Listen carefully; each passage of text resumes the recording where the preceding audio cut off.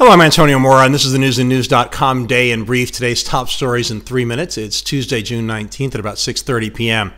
President Trump continued his hard line on the border, not giving an inch on the zero-tolerance policy of separating migrant families at the border. He again blamed Democrats, saying they don't care about crime and want illegal immigrants, no matter how bad they may be, to pour into and infest our country. As I tape this, Trump is on Capitol Hill to talk about immigration with Republicans who are desperately searching for ways to defuse the crisis. One proposal is to keep kids in detention longer, but with their parents. FBI agent Peter Strzok was reportedly escorted from the FBI building on Friday. The Department of Justice's Inspector General is investigating whether Strzok's anti-Trump bias impacted the launch of the Russia probe.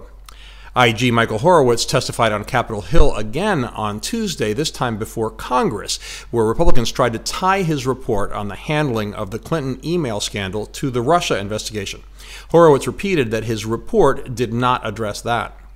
Kim Jong-un continues his summit spree, spending 2 days in China meeting with Xi Jinping. Publicly, the Chinese said they hope the commitments made at the U.S.-North Korea summit are implemented. Also, Trump threatened China with new tariffs on another $200 billion worth of goods. The Chinese called the threat extreme pressure and blackmailing. World equity markets, fearing an escalating trade war, dropped sharply, with the Dow wiping out its gains for the year.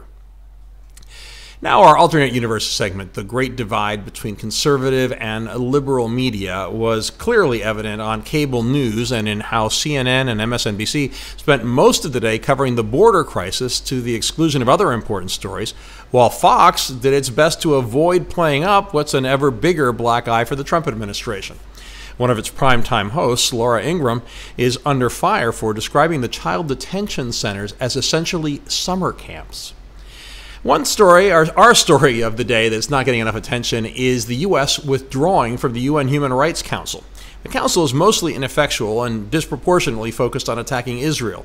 And how can you have major human rights abusers like Venezuela, China, Cuba, and Saudi Arabia as members of the council? On the other hand, the Office of the High Commissioner for Human Rights, a separate UN body, has been far more even-handed. To its credit, while criticizing Israel, it called Monday for the creation of international commissions to investigate governmental violence and human rights abuses in Venezuela and Nicaragua. That story is nowhere to be found in U.S. English language media. Finally, my favorite story of the day. IBM's Deep Blue beat Garry Kasparov at chess in 1997, and its Watson easily beat Jeopardy champions in 2011. Now its Project Debater machine has beaten expert debaters in what's seen as a groundbreaking step forward in artificial intelligence. You can find all those stories and much more updated around the clock 7 days a week on newsandnews.com, where you will find all you need to know in one place. Please subscribe to our YouTube channel by clicking on the right of your screen just below this video. And please follow us on Facebook at Real News and News. And follow me on Twitter at AMoraTV. I will see you again tomorrow.